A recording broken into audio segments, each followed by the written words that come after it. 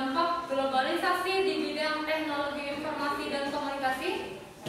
Ya, apa Indah? Anda sebutkan. Dampak positifnya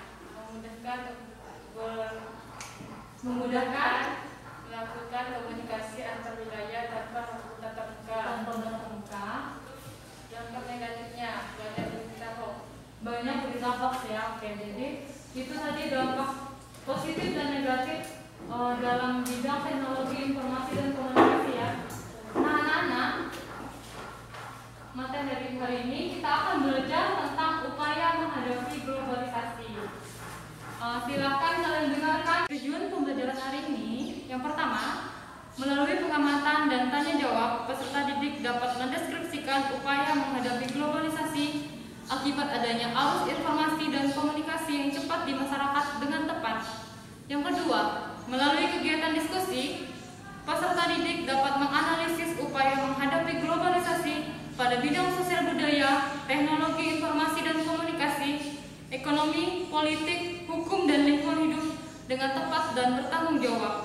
Yang ketiga, melalui kegiatan presentasi, peserta didik dapat menyajikan hasil analisis terhadap upaya menghadapi globalisasi pada bidang sosial budaya, teknologi dan komunikasi, ekonomi, politik, hukum dan lingkungan hidup dengan percaya diri dan bertanggung jawab.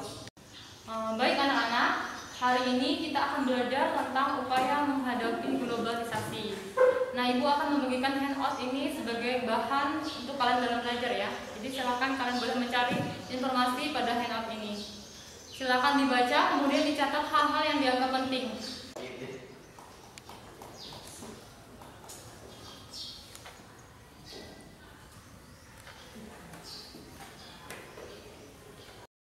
Indonesia adalah negara pengguna internet terbanyak ke-6 di dunia, dengan pengguna aktif internet sebanyak 88,1 juta pengguna internet. Selain itu, Indonesia juga pengguna Facebook terbanyak ke-4 di dunia setelah USA, India, dan Brazil. Sehingga tidak heran jika masyarakat banyak mengandalkan internet sebagai sumber informasi. Anak-anak, tadi kalian sudah menonton videonya. Videonya bercerita tentang apa? Informasi hoax. Informasi hoax. Apa itu informasi hoax? Berita bohong. Kayak informasi bohong atau berita bohong ya, atau berita palsu. Berita yang belum tentu sebenarnya itu masih perlu diuji lagi. Oke, jadi ini ada RHPD. Nanti kalian kerjakan di kelompok masing-masing. Tugas kalian ada di dalam RHPD ini. Silahkan dibaca petunjuknya. Kemudian kalau misalnya ada pertanyaan, boleh tanya dengan Ibu. Mengerti? Mengerti, Bu. Sekarang ini banyak sekali makan siap saji yang dijual yang merupakan produk luar negeri. Lebih baik kita menikmati saja makanan tersebut daripada harus mengolah makanan dari alam kita sendiri. Kita harus menerima semua apa yang dibawa oleh pengurus globalisasi, karena globalisasi adalah sebuah hasil kemajuan ilmu pengetahuan, jadi semua pasti baik. Mungkin ada yang ingin ditanyakan, silakan. Oh iya, silakan, tanya apa? Gambar nomor 3 kami harus cari penyebabnya. Gambar nomor 3. Gambar nomor 3 ini tadi gambar tentang apa? Banjir. Nah, jadi itu merupakan salah satu dampak negatif globalisasi ya, terjadinya banjir. Nah, di soal nomor 3 ini kalian harus cari upaya apa yang bisa kalian lakukan atau solusi yang bisa kalian berikan untuk mengatasi banjir ya. Mengerti ya? Oke, yang lain mengerti? Nomor 3 gambar apa ya? Banjir. Kalau gambar 4, Anak pang. upaya yang dapat dilakukan apa? Jawabnya ada di handout. Ini saya cari dulu. Nah, ini dalam bidang lingkungan hidup. Mengalah kerjasama antar negara dalam menanggulangi pencemaran lingkungan, termasuk banjir. Oke, karena waktunya sudah habis nih, diskusinya sudah habis, saatnya kalian untuk maju ya ke depan berdiskusi ya. Kita mulai dari kelompok 1. Silakan kelompok 1 maju ke depan. Assalamualaikum warahmatullahi wabarakatuh. Waalaikumsalam warahmatullahi wabarakatuh. Kami dari kelompok 1 akan membacakan hasil diskusi kami yang akan dibacakan oleh Anissa. Gambar pada nomor 3 menggambarkan terjadinya banjir di suatu wilayah.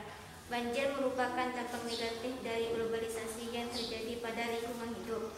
Keserakahan manusia yang ingin membangun rumah, pabrik, atau gedung-gedung yang luas dengan merusak alam dengan cara menebang hutan, membuang sampah sembarangan menjadi penyebab terjadinya banjir.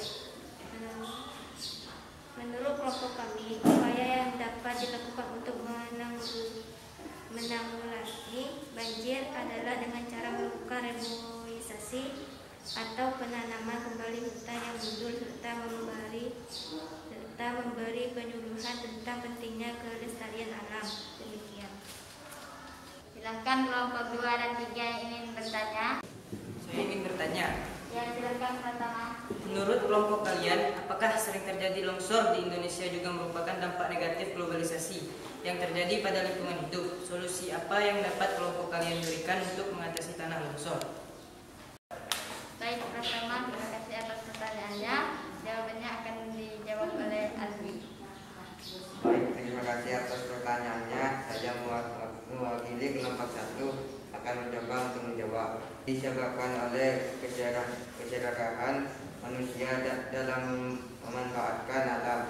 Hutan-hutan ditebang, bukit dan gunung jadi gundul, sehingga saat turun hujan yang deras, tanah menjadi labil, tidak mampu menahan debit air hujan yang turun, sehingga tanah terkikis terbawa oleh derasnya air hujan sehingga terjadi tanah longsor.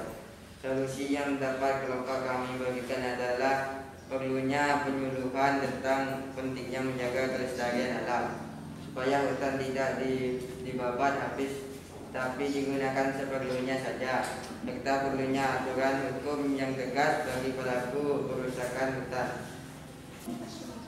Demikian hasil diskusi kami. Jika ada salah dan kekurangan kami mohon maaf. Assalamualaikum warahmatullahi wabarakatuh. Baik anak-anak, bagus sekali ya tadi dari kelompok 1 sudah maju dan Ibu tadi mendengar penjelasan dari kelompok 1 tentang banjir ya. Dan baik sekali, kelompok 1 sudah memberikan solusi bagaimana mengatasi banjir.